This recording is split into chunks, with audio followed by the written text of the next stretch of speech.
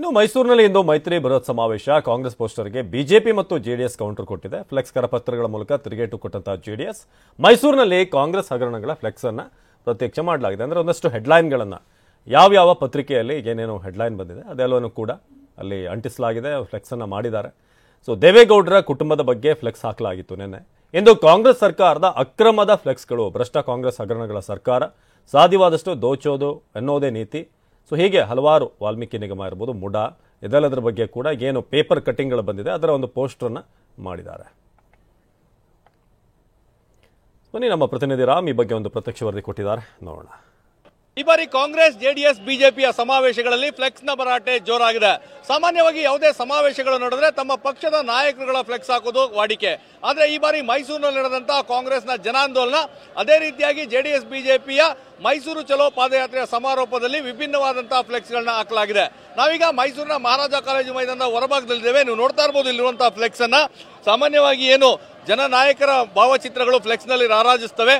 ಆದ್ರೆ ಈ ಬಾರಿ ಏನು ಒಂದು ಆಡಳಿತ ಪಕ್ಷ ವಿರೋಧ ಪಕ್ಷದ ಒಂದು ಮಾಧ್ಯಮಗಳಲ್ಲಿ ಬಂದಂತಹ ವರದಿಗಳನ್ನು ಬಿತ್ತರಿಸುವಂತದ್ದು ಮತ್ತೆ ಫ್ಲೆಕ್ಸ್ ಮಾಡುವಂತಹ ಕೆಲಸವನ್ನು ಮಾಡಿದ್ರೆ, ಇದೀಗ ಏನು ಜೆಡಿಎಸ್ ಮತ್ತೆ ಬಿಜೆಪಿ ಸಮಾವೇಶ ನಡೀತಾ ಇದೆ. ಸಮಾವೇಶದ ಹೊರಭಾಗದಲ್ಲಿ ಈ ರೀತಿಯಾದಂತಹ ಫ್ಲೆಕ್ಸ್ ಅನ್ನು ಹಾಕಲಾಗಿದೆ.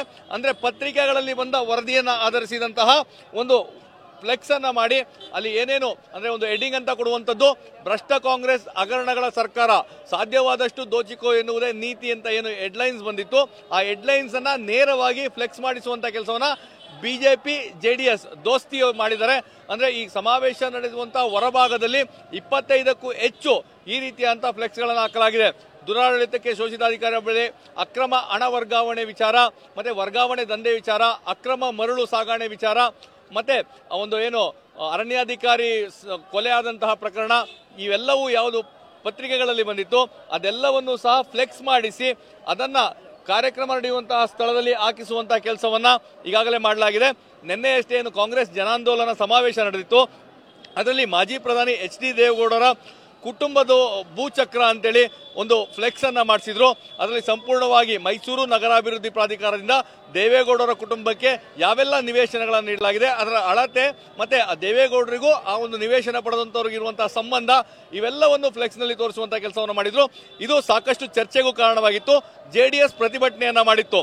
ನಾವು ಸಹ ಅದೇ ರೀತಿಯಾದಂತಹ ಫ್ಲೆಕ್ಸ್ ಅನ್ನ ಮಾಡಿಸ್ತೇವೆ ಅಂತ ಹೇಳಿದ್ರು. ಇದೀಗ ಇವತ್ತಿನ ಸಮಾವೇಶದಲ್ಲಿ ಏನು ಪತ್ರಿಕೆಗಳಲ್ಲಿ ಬಂದಂತಹ ವರದಿ, ಒಂದು ಬೃಹತ್ ಆದಂತಹ ಫ್ಲೆಕ್ಸ್ ಅನ್ನ ಮಾಡಿಸಲಾಗಿದೆ. ಕೇವಲ ಒಂದು ಫ್ಲೆಕ್ಸ್ ಅಲ್ಲ, ಮೈಸೂರು ನಗರದ ಬೇರೆ ಬೇರೆ ಭಾಗಗಳಲ್ಲಿ 25ಕ್ಕೂ ಹೆಚ್ಚು ಫ್ಲೆಕ್ಸ್ ಗಳನ್ನ ಅಳವಡಿಸಲಾಗಿದೆ. ನಾಯಕರ ಭಾವಚಿತ್ರ ಮಾತ್ರವಲ್ಲ, ಭಾವಚಿತ್ರದ ಜೊತೆಗೆ ಈ ರೀತಿ ಪತ್ರಿಕೆಯಲ್ಲಿ ಬಂದಂತಹ ವರದಿಗಳನ್ನ ಜನರಿಗೆ ತಿಳಿಸಿ ಸಮಾವೇಶಕ್ಕೆ ಬರುವಂತಹ ಜನರು ಈ ಒಂದು ಫ್ಲೆಕ್ಸ್ ಅನ್ನ ನೋಡಬೇಕು, ಮತ್ತೆ ಅದರಲ್ಲಿ ಇರುವಂತಹ ವಿಚಾರಗಳನ್ನ ತಿಳ್ಕೋಬೇಕು ಅಂತೇಳಿ ಹೊಸದಾದಂತಹ ಟ್ರೆಂಡ್ ಅನ್ನ ಹುಟ್ಟಿ ಹಾಕಿದೆ ಈ ಸಮಾವೇಶ ಅಂತಾನೆ ಹೇಳ್ಬೋದು. ಕ್ಯಾಮರಾ ಪರ್ಸನ್ ರಘು ಜೊತೆ ರಾಮ್, TV9 ಮೈಸೂರು.